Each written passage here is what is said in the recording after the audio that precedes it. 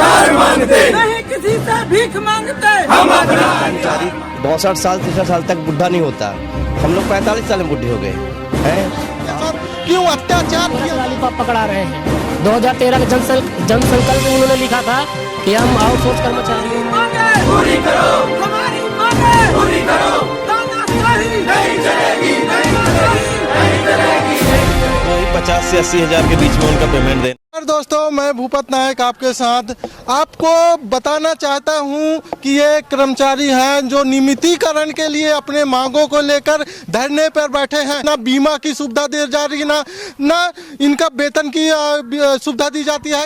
यहाँ 3 प्रकार की वेतन दिया जाता है, लेकिन इनके साथ भेदभाव क्यों किया जा रहा है? शासन से यही मांग है, इनके साथ क्यों भेदभाव किया जा रहा है, इनके साथ क्यों अत्याचार किया जा रहा है? आखिर इन लोग का क्या कसूर है? आखिर इनके क्या मोदी सरकार, क्या शिवराज सरकार इनके मांगों को पूरा अभी तक क्यों नहीं किया है?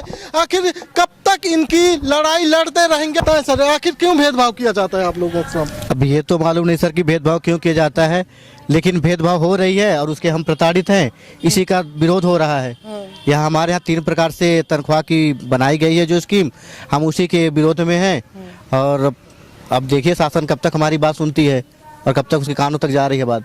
तो आप देख सकते हैं कि इनके साथ भेदभाव काफी किया जाता है। आखिर ये बताइए, आपका जो मांग है, सबका क्या क्या मांग रहता है इसमें? मांगे हमारी सिर्फ 2 हैं। एक संविदा को नियमितीकरण करना और आउटसोर्स की पॉलिसी बनाकर उसके बारे में सोच करना और उसको सम्मिलन करना। जी, हमारी 2 ही मांगे हैं विशेष। तो आपका क्या मांग है सर? आप बताइए क्या क्या और क्या है? आउटसोर्स का सम्मेलन, संविदा का नियमितीकरण, समान काम समान वेतन। तो ये बताइए, जो रेगुलर अभी बता रहे हैं कि मतलब लोगों से भेदभाव किया जाता है, आखिर उनका जो सुविधा मिलना चाहिए आखिर नहीं मिल पा रहा है, आखिर क्यों? भाई, शासन की जो पॉलिसी ठेका जो पद्धति बनाई गई है, ठेका पद्धति के कारण इनको जो है पूरा पेमेंट नहीं मिल पा रहा है। यदि यही पेमेंट यदि शासन या कंपनी के द्वारा मिलना चालू हो जाए तो उनको पूरा पेमेंट या सुविधाएं प्राप्त होंगी। तो ये बिचौलियों बीच का समाप्त करना चाहिए। तो ये बताइए, अभी जो शिवराज क्या क्या घोषणा किया था, आपको क्या जैसे बता रहे कि 2010 से प्रयास किया जा रहा है, तो आखिर अब तक क्यों नहीं? 2013 में मामा जी ने घोषणा किया था कि संविदा कर्मचारियों को नियमितीकरण किया जाएगा। और वो तो घोषणा वीर हो चुके हैं, इसलिए वो घोषणा करते हैं। और उन्होंने एक पॉलिसी भी बनाई थी कि आउटसोर्स की हम पॉलिसी बनाकर इनके बारे में कुछ ना कुछ सोच करेंगे और इनकी अच्छी भविष्य की कामना करेंगे। उन्होंने एक पॉलिसी ये भी बताई थी। अब उनका जो चार्ट आया था चुनावी माहौल में, उसमें ये लिखा था कि संविदा कर्मचारियों को नियमित करेंगे और आउटसोर्स कर्मचारियों के लिए पॉलिसी जरूर बनाई जाएगी। देख सकते हैं दोस्त, अगर चुनावी मुद्दा होता है तो लॉलीपॉप चुसा देते हैं। बीच में इनका कोई सुनने वाला नहीं है, ना कोई इनको देखने वाला है। आखिर ये कब तक अपनी मांगों को लेकर ऐसे ही वो रहेंगे, परेशान रहेंगे? कब तक ऐसे इन लोगों को कब तक सुविधा मुहैया कराया जाएगा?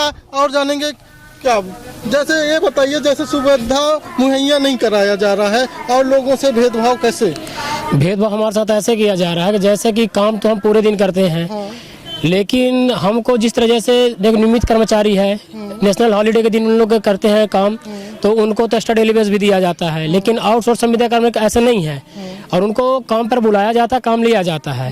ना कि इनके साथ कोई भी जैसे एक्सीडेंटल में मेडिकल सुविधा देती है ना कुछ भी, जो भी अगर होता है तो उनको खुद या तो अपने स्टाफ को चंदा करके, क्योंकि अगर जो सक्षम को 10,000 की नौकरी क्यों करेगा, तो उनको अपने स्टाफ द्वारा सब चंदे इकट्ठा कर करवाया जाता है। जबकि रेगुलर स्टाफ को उनको हाउस रेंट मिलता है, उनको यहाँ तक कि वॉशिंग कपड़ा धुलने के पैसे मिलते हैं, पेट्रोल वाहन मिलता है, सब कुछ मिलता है। लेकिन संविदा को ऐसा नहीं है। जबकि आज नियमितीकरण का एक जो नियमित कर्मचारी उतना काम नहीं कर जितना कि फील्ड अपने आउटसोर्स संविदा कर्मचारी करते हैं।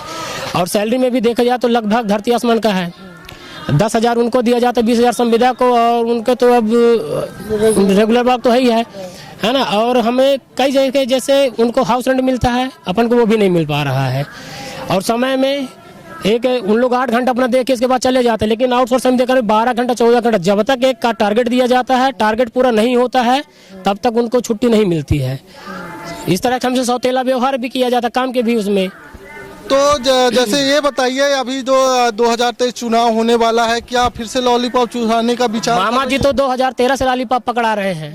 2013 के जनसंकल्प में उन्होंने लिखा था कि हम आउटसोर्स कर्मचारियों को, ये संविदा कर्मचारियों को नियमितीकरण करेंगे, लेकिन आज 2023 चलने लगा है, उनका 2 पंचवर्षीय निकल गए, तीसरा भी वही है। अब इसमें पता नहीं ये हमारे इसके बाद क्या करना चाहते हैं। देख सकते हैं दोस्त, इनको बस लॉलीपॉप की बस चुसा रहे हैं। और जानेंगे इनसे, क्या नाम?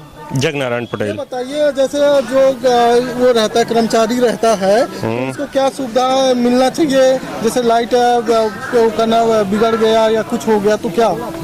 जैसे हमें काम करने के लिए हैंड ग्लव चाहिए, प्लाफ चाहिए, इसका ये जो सुविधाएं होती हैं, किसी भी प्रकार की कोई सुविधा नहीं दी जाती है। सब जो कुछ भी करना हो अपने पेमेंट से स्वयं खरीद के काम करना पड़ता है। और हमें समय का निश्चित नहीं रहता कि हम केवल 8 घंटे ही ड्यूटी करेंगे। कोई निश्चित समय में 12 घंटे, 14 घंटे, 18 घंटे, 24 घंटे भी करना पड़ जा रहा है। कोई निश्चित समय नहीं, ये भी नहीं, इतना काम करने के बावजूद भी दबाव दिया जाता है, अगर टाइम पे नहीं आए, नहीं किए तो आपको निकाल दिया जाएगा कार्य से। तो ये बताइए, आपका बीमा उमा होता है इसमें? नहीं, कंपनी किसी प्रकार का बीमा नहीं कर रही है।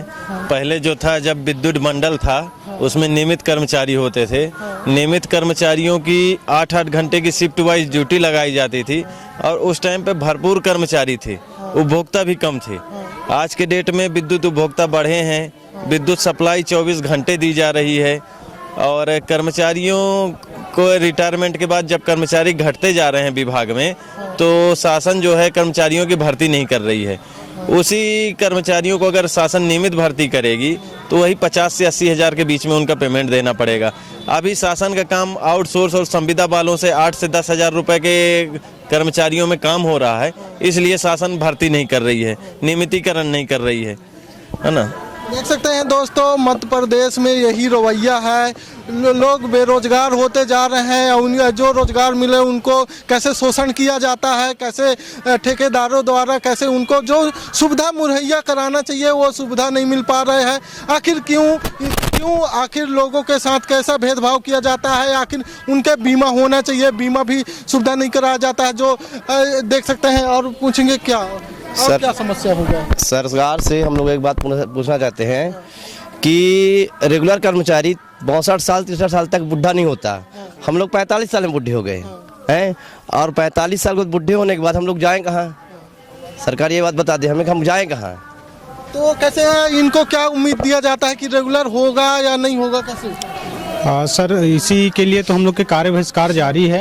भाई देखिए, एक डीसी स्तर पे एक रेगुलर जेई या एई साहब लोग पूरे मुख्यालय या डीसी चलाते हैं, उसी में संविदा कर्मचारी, आउटसोर्स कर्मचारी मिलके जो चला रहे हैं, तो उनको आप 70-80 हज़ार लाख रुपए की सैलरी दे रहे हैं और उसी जगह संविदा को 30-35 हज़ार की सैलरी, 10 हज़ार की सैलरी दे के आप काम करा रहे हो। जबकि सजा प्रावधान सब बराबर है, आपसे वसूली कराएगा, टारगेट कराएगा, पूरे कंपनी के हर एक नियम बराबर देगा। बस तनख्वाह देने की बारी आएगी तो उसमें मतभेद किया जाता है।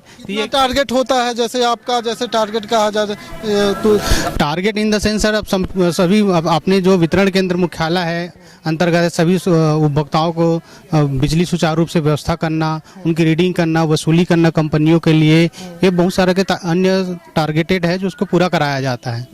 जो एक रेगुलर कर्मचारी करते हैं उसको हम पूरी जोर से उनसे ज़्यादा 24-24 घंटे लग के काम करते हैं, लेकिन जब सैलरी की बारी आती है तो फिर आधा पेमेंट या 10% पेमेंट देके छोड़ दिया जाता है।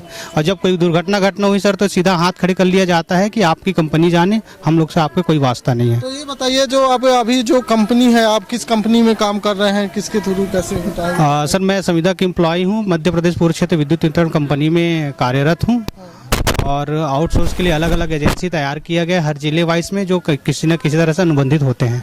तो ये बताइए, जो यहाँ हड़ताल है तो ये अनूपपुर जिले में है कि पूरे मध्य प्रदेश में है, कैसे? जैसा कि सर हम लोग का अनिश्चितकालीन कार्य बहिष्कार चले पूरे प्रदेश स्तर में चल रहा है। ये हमारा कार्य बहिष्कार 20 तारीख से 21 तारीख से शुरू हो गया है सर, और ये अनिश्चितकालीन है। जब तक कि हमारी मांगों को पूरा नहीं करते हम कार्य बहिष्कार पर ही रहेंगे।